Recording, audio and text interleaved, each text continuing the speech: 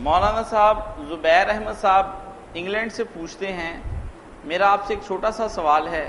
قرآن کریم میں آتا ہے کہ نبی کریم صلی اللہ علیہ وسلم کو کہا گیا کہ نبی ان سے کہہ دیجئے کہ میں بشر ہوں، لیکن ہمارے اہل سنت بھائی انہیں نبی کریم صلی اللہ علیہ وسلم کو نور کہتے ہیں۔ اتنا واضح بیان ہونے کے بعد کیا کوئی مغالطہ رہ جاتا ہے؟ اگر ہے بھی تو کیا کوئی احادیث ایسی آئی ہیں جن سے ان کو یہ مغالطہ ہو گیا کہ نبی کریم صلی اللہ علیہ وسلم بشر نہیں بلکہ آپ علیہ السلام نور ہیں؟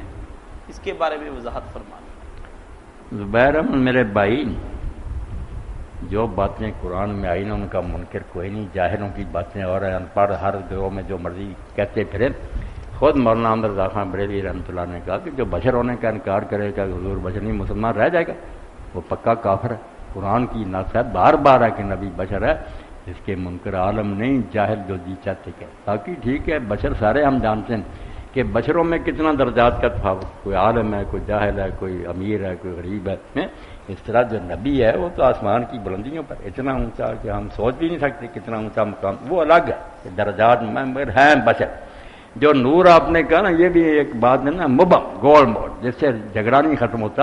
نور کا ایک مفہوم تو یہ ہے کہ جس میں ہم حضور کو نور نہ مانیں تو کافر ہی ہو جائے۔ اگر حضور میں ظلمت اور اندھیرا ہے، ہمیں کیا پھر دین کی روشنی ملے گی؟ اس لحاظ سے تو بالکل پیغمبر خدا سراج منیرہ ہے۔ قرآن نے کہا نور نہیں، روشن آفتاب ہے، جیسے سورج ہوتا نا ساری روشنیاں کا ہوگا، ایسا یخرج من الظلمات، اندھیروں سے لوگوں کو نکال کے روشنی ڈالے۔ وہ اندھیرے بیٹا روحانی ہیں کہ کفر ہے، شرک ہے، گمراہیاں، ان سے نکال کر دین اور ایمان کی طرف لاتا ہے۔ یہ نور تو پیغمبر اس کا بالکل پاور ہاؤس ہوتا ہے، یہ نور نہ مانے تو اور کیا۔ باقی جو مغالطہ لگا نا، مغالطہ نہیں، کئی لوگوں نے وہ تفسیر بھی کی، قد جاءکم من اللہ نوروں و کتابوں میں، کہ تمہارے پاس اللہ کی طرف سے نور آیا ہے اور کتاب مبین آئی۔ وہ کہتے ہیں کتاب مبین تو قرآن ہے، نور کو بہت سارے مفسرین نے حضور کا کہ نور آیا یعنی نبی کا، اور کتاب مبین آئی ہے قرآن۔ اگرچہ تفسیر دوسری ٹھیک ہے کہ یہاں تفسیری ہے یعنی کے معنی میں، جیسے تلک آیات الکتاب و قرآن مبین، یہ آیتیں ہیں کتاب کی اور قرآن مبین، اور ہے مگر ہے کتاب اور قرآن مبین ایک ہی۔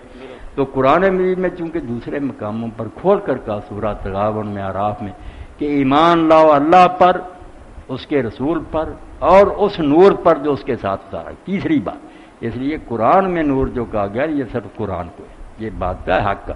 مگر رسول اللہ کو بھی جب کہا کہ یہ سورج ہیں، روشن آفتاب ہیں، لوگوں کو اندھیروں سے، تو نور ہی ہوئے نا۔ جو کہتے ہیں انسان نہیں کچھ اور مخلوق، وہ نادان ہیں، بشر مگر صاف ستھرے، پاکیزہ، مطہر، مقدس۔